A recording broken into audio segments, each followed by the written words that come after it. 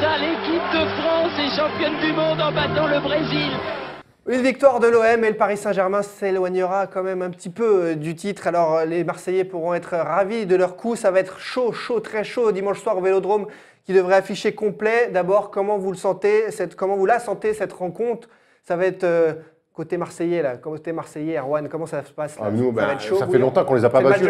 Ça fait longtemps qu'on les a pas battus. C'est le match de l'année. En tout cas, c'est le match de l'ère Rudy Garcia, le premier. On sait qu'il avait commencé son aventure marseillaise contre le PSG à Paris avec une prestation, on va retenir, nous, Marseillais, qu'il avait pris un point barre, parce que derrière, il a mis le 26. Donc le 26, c'est un double bus à Marseille qui remonte de Bougainville à Saint-Antoine. Donc ils avaient fermé, Paris n'avait pas trouvé la solution, il avait pris un point, et c'était un bon début. Mais là, il va falloir faire autre chose. Et depuis, il y a eu des choses de fait. Maintenant, on sait que Marseille, c'est un petit peu sur des domicile, c'est une belle équipe. Sur les montagnes russes, il va falloir mettre le feu, clairement. On est moins fort sur le papier, mais il va falloir mettre le feu. Il va falloir mordre les mollets à Verratti, et on espère qu'ils vont le faire. C'est une équipe qui a du mal contre les gros.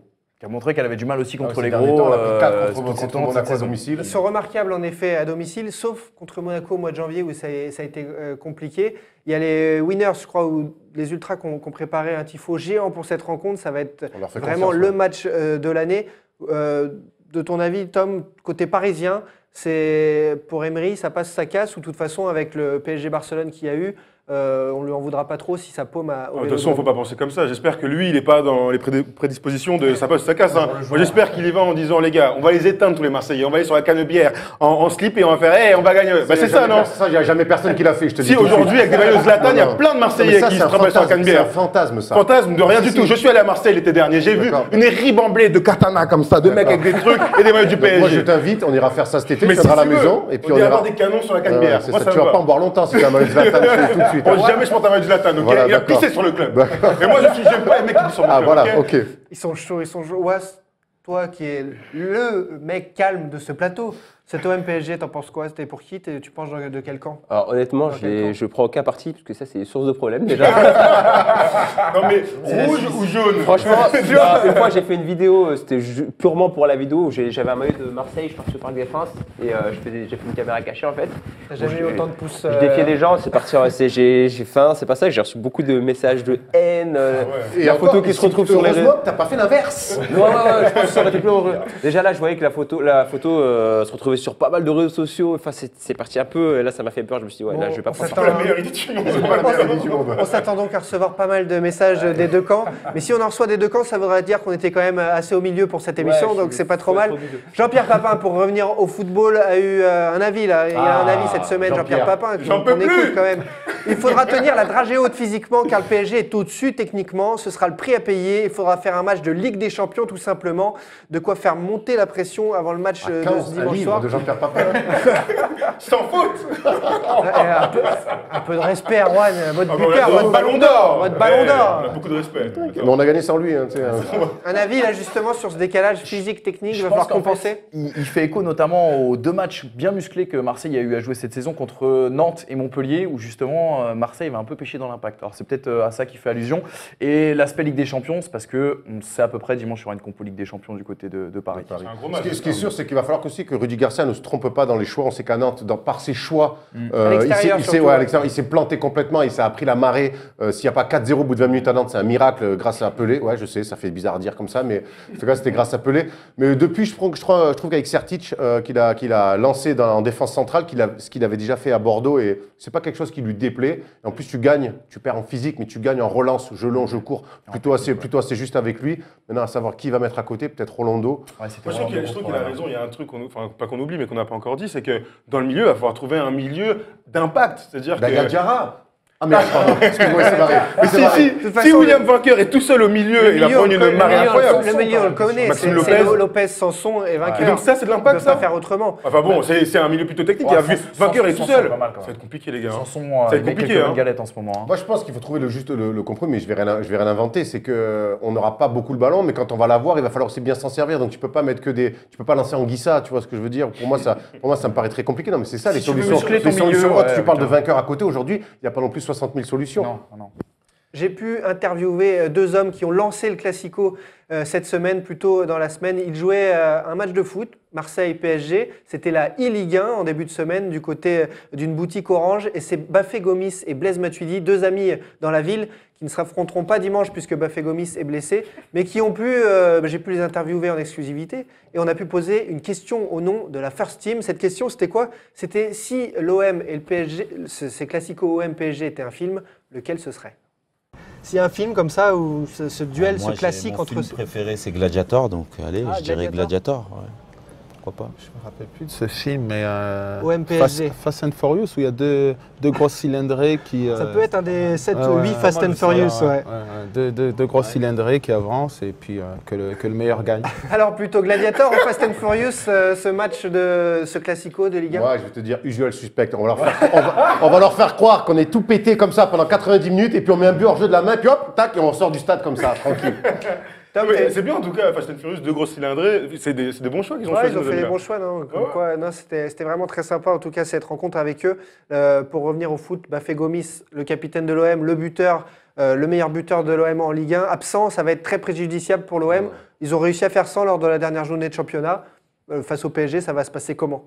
Ça va être compliqué. Sans Bafé Gomis, c'est le meilleur marqueur du club, c'est le seul vrai attaquant de pointe. Et on a une déclat de Jean-Pierre Papin qui est prêt à jouer d'ailleurs. Non, mais c'est compliqué. C'est Clayton Ng qui est dans ce rôle-là. Et là, Manu, c'est plus à toi de nous dire. Mais ça limite un petit peu les options offensives. On va plus être sur de la profondeur. C'est pas le même rôle. T'as raison. En fait, c'est-à-dire que t'as raison aussi. C'est-à-dire que la profondeur, les espaces, ça sera pour Ng. Ng, ce qu'on oublie de dire, c'est que quand il est au centre de formation de l'OL, il est vraiment suivi une formation d'avant-centre. Et ça peut être intéressant, le profil d'Ng, en cas de contre-attaque. Parce qu'on imagine que le PSG aura la possession et des ballons dans le dos de la défense, dans les espaces, etc. Ng, ça peut aller très vite. C'est plus un attaquant de surface, Gomis. Donc ça peut être pas mal. Dans l'optique où t'as pas la balle, c'est pas le pire. Avec Marquinhos Silva, est-ce que sa vitesse, tu vois, ça va être dur de les prendre à revers quand même. Contrairement de l'autre côté, avec Cavani qui pour le coup sur même Sertic et Rolando, j'en parle même pas. Donc là, dans la vitesse, ils vont grailler terrible quoi. J'espère qu'à la fin du match, on pourra dire que Ng, il arrive. Dis-moi oui, Ng. Non, je voulais dire Hillary. Hillary Ng. Non, Hillary Clinton, Ng. Ah oui. Okay. Allez, celle-là, on l'oublie. Opération séduction en ce moment pour l'Olympique de Marseille avec ses supporters. Il y a un nouveau président, Jacques-Henri Hérault, depuis quelques mois maintenant. Et à la Provence, il a décidé de pousser la chansonnette pour séduire les supporters, tous fans forcément comme nous d'Ayam, de l'école du micro d'argent, donc des Bad Boys de Marseille.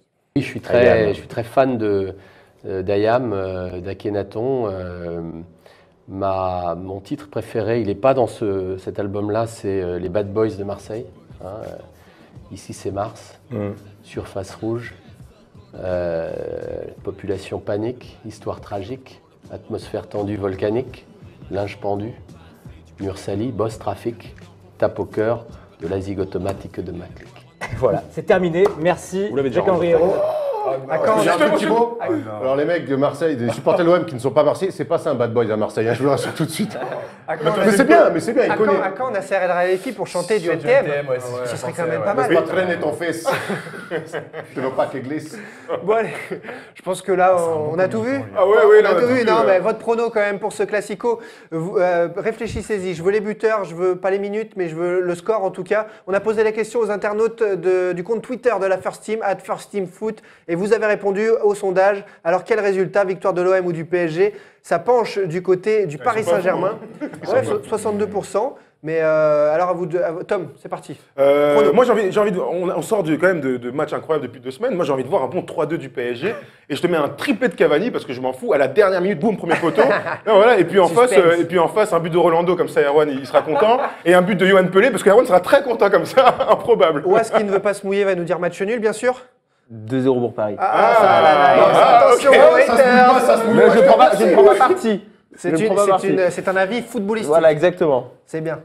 Purement neutre. Enfin, c'est bien. C'est complètement fou. Clairement, ouais. Manu? Je dirais une victoire serrée de Paris, tu vois, un 2-1, je pense, quelque chose comme ça. Bravo les gars. Bravo. Moi je vais dire victoire de l'OM, évidemment. Laissez-moi rêver, alors je sais que ça va être compliqué, mais au Vélodrome en feu, ça serait le premier gros acte, le premier gros coup de l'ère Rudy Garcia et de l'ère McCourt. Je dis 2-1 pour l'OM dans un stade en feu. Et voilà, sur une fin de match. Après, ça, tu vois, je dis 2-1, il va falloir mettre 2 buts au PSG. Compliqué, mais pourquoi pas un but de. Tu les mets sur ton Marseille, un but de. Ouais, mais après, j'ai que ça. Moi, on a une société ensemble, tu sais que je peux mettre 1000 balles sur n'importe quoi. Je mets un but de Payet et je mets un but de NJ qui, une fois, aura joué le coup dans la. On va trouver la lumière. Moi, je t'annonce le premier but de la saison de Matuidi.